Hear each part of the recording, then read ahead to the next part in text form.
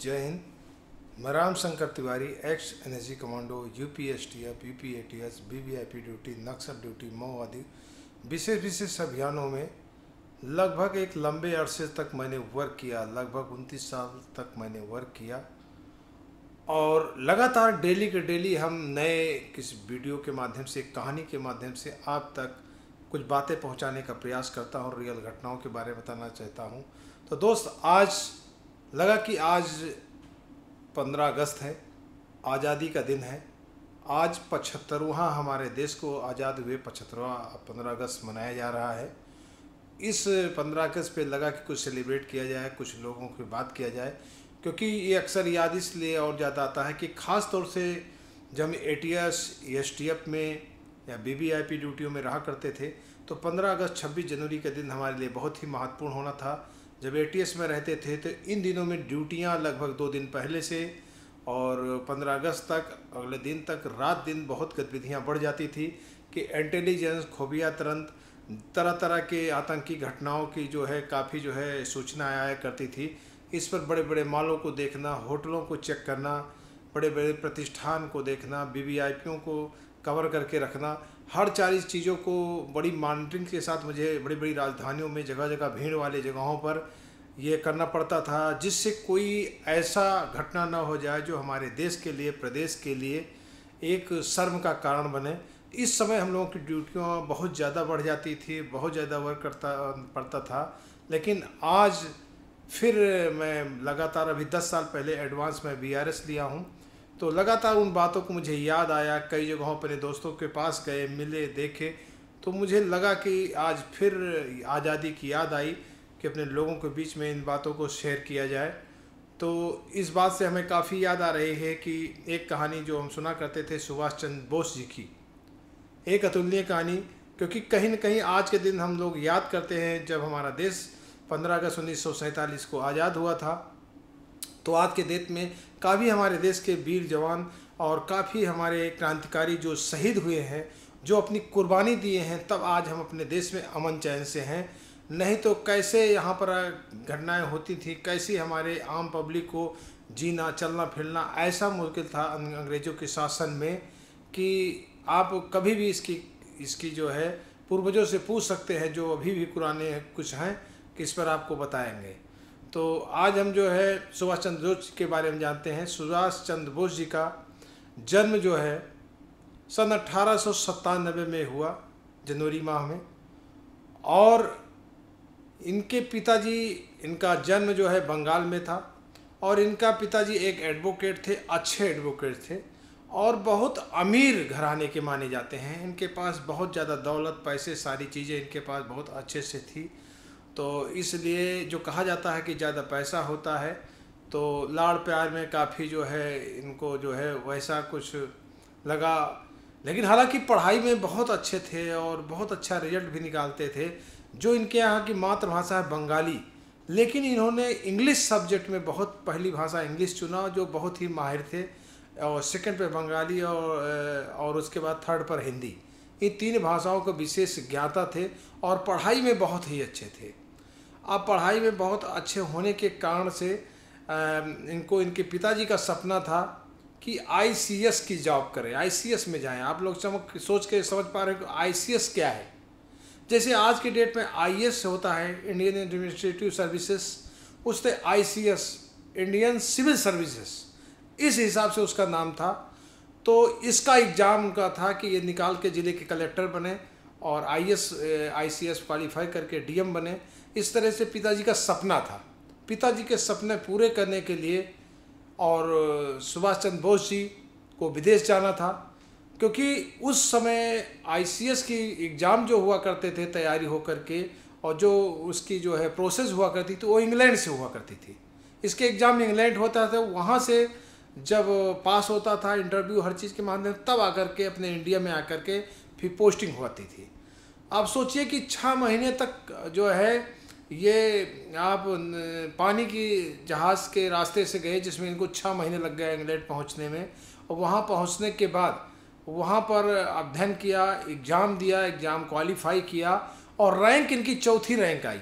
ICS civil services में इनकी चौथी रैंक आई, पढ़ाई में बहुत टॉपर थे और बहुत अच्छा आया, और वापस आकर इनके कलेक्टर की पोस्टिंग हो गई, लेकिन इनको नौकरी जम नहीं रही थी।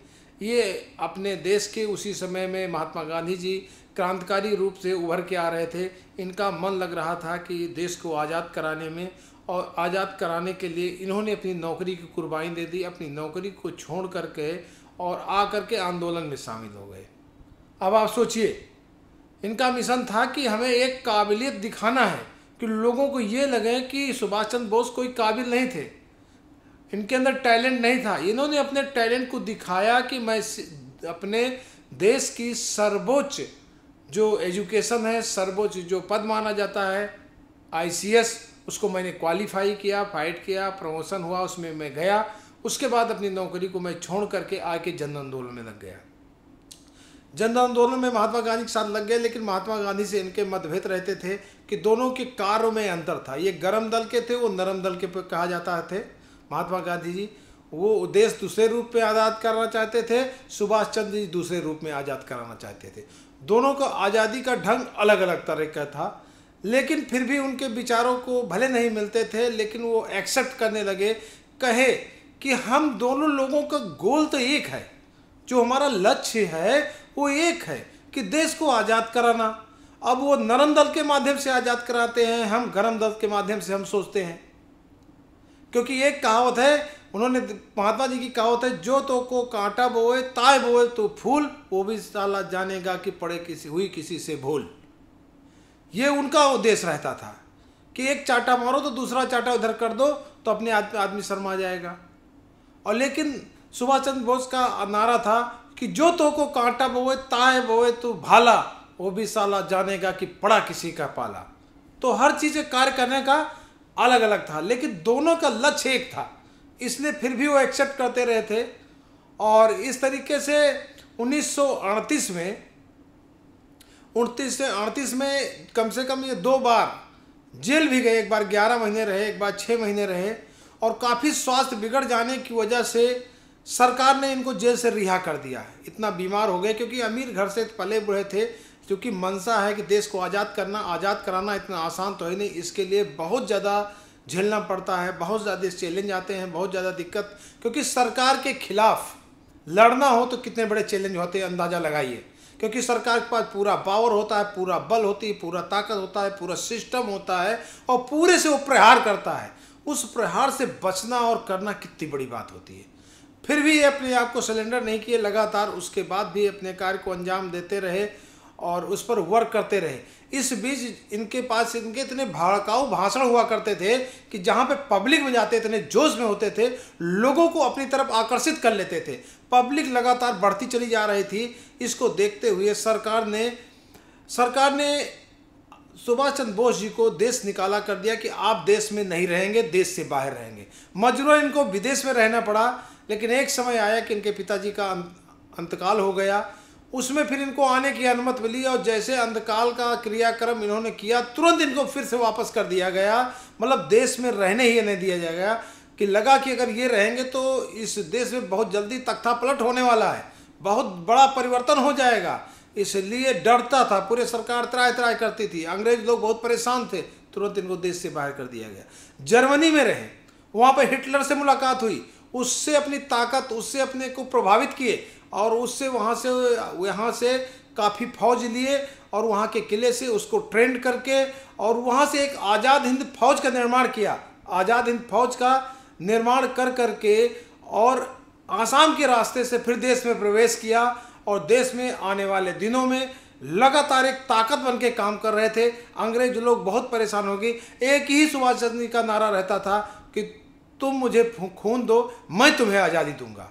मतलब सबका चैलेंज एक्सेप्ट करते थे। ऐसे करते करते एक प्रकार से पूरे देश में बहुत विस्फोटक स्थिति बन गई थी, पूरी भयानक स्थिति बन गई थी, सारा उथल पुथल हो रहा था।